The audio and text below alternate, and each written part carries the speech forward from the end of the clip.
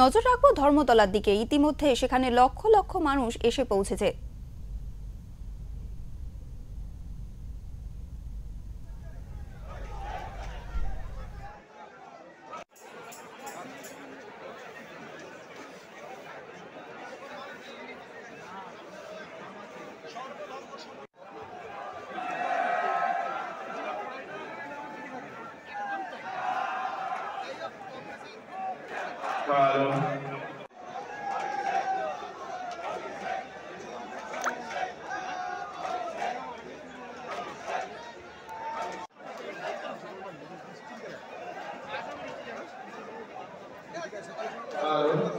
Facing 1, 2, 3, 4.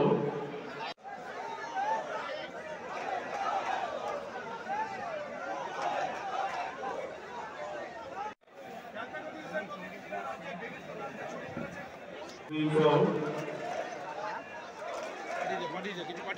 3, 4. 5, 6, 7. 9, 0. Sing.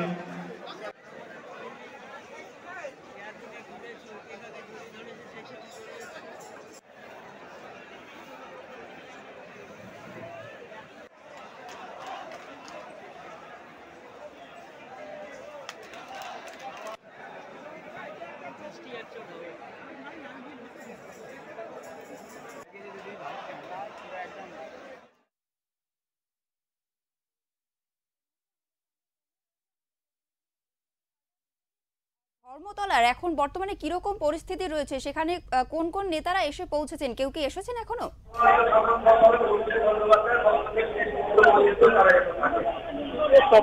Biswajit শুনতে পাচ্ছ? একদম। বিশ্বজিৎ, আমি জানতে চাইবো যে ধর্মতলায় বর্তমানে কিরকম পরিস্থিতি রয়েছে, সেখানে কোনো নেতা কর্মীরা কি এসে পৌঁছেছেন? একদমই। দেখো এই মুহূর্তে কিন্তু 12টা থেকে কিন্তু সভা শুরুর কথা, কিন্তু আমরা দেখছি যে সকাল ভোরবেলা থেকে মঞ্চের সামনে কর্মী সমর্থকরা আসতে শুরু করেছেন।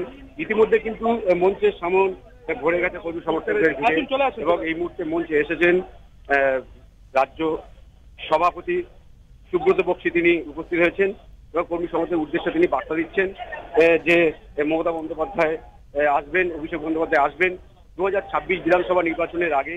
এই 21শে জুলাইয়ের সভা থেকে দলনেত্রী কি নির্দেশ দেবেন, সেইভাবে আজকে থেকে কিন্তু ঢাকা 26শে বিধানসভা নির্বাচনে ঢাকে কাঠি পড়ে যাবে বলে মনে করা হচ্ছে, এবং মমতা বন্দ্যোপাধ্যায় রূপরেখা ঠিক করে দেবেন যে কর্মী সমর্থকরা তারা কিভাবে কাজ করবেন। কারণ তুমি জানো যে দুর্গাপুরের সভায় প্রধানমন্ত্রী নরেন্দ্র মোদী তিনি কিন্তু রাজ্যের শাসক দল তৃণমূল কংগ্রেসকে একাধিক ইস্যুতে নিশানা করেছেন, যেমন আরজিকর ইস্যুতে, এসএসসি যে দুর্নীতির চাকরি ইস্যুতে, এবং সেই সঙ্গে প্রধানমন্ত্রী কিন্তু নরেন্দ্র মোদী তিনি বাঙালি অস্মিতার কথাটা কিন্তু তিনি উল্লেখ করেছিলেন। অর্থাৎ কোথাও যে প্রধানমন্ত্রী নরেন্দ্র মোদী যে বাঙালি অস্মিতার কথা বলছেন, তৃণমূল কংগ্রেস কিন্তু এই যে বাঙালি অস্মিতাকে যে হাতিয়ার করবে সেটা বলাই যায়। কারণ বিভিন্ন রাজ্যে যে বাঙালিদের উপরে যে হেনস্থার অভিযোগ আসছে, সেই অভিযোগকে হাতিয়ার করে ইতিমধ্যে মমতা বন্দ্যোপাধ্যায় নেমেছিলেন, এবং এই 21শে জুলাই সভা থেকে যে তিনি বাঙালি অস্মিতাকে আবার নতুন করে তিনি ইস্যুটাকে সামনে আনবেন এটা বলাই যায়। এবং সেই সঙ্গে কর্মী সমাজে তিনি বলবেন যে কিভাবে 2026-এ বিজেপিকে মোকাবিলা করা যায়। তৃণমূল কংগ্রেস এবারের যে লড়াই সেটা কিন্তু চতুর্থবারের জন্য মমতা বন্দ্যোপাধ্যায় আবার নবান্নে ফিরে যাবেন কিনা সেই লড়াই, এবং এই লড়াইয়ের জন্য কিন্তু বিজেপি যেমন তারা বাঙালি অস্মিতাকে হাতিয়ার করছে, তৃণমূল কংগ্রেস এই বাঙালি অস্মিতাকে হাতিয়ার করবে কিনা।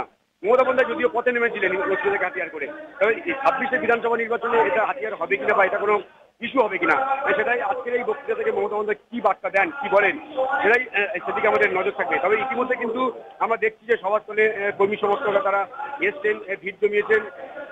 সুব্রত বক্সী তিনি এসেছেন, কর্মী সমর্থকদের উদ্দেশ্যে তিনি বার্তা দিচ্ছেন যে মমতা বন্দ্যোপাধ্যায়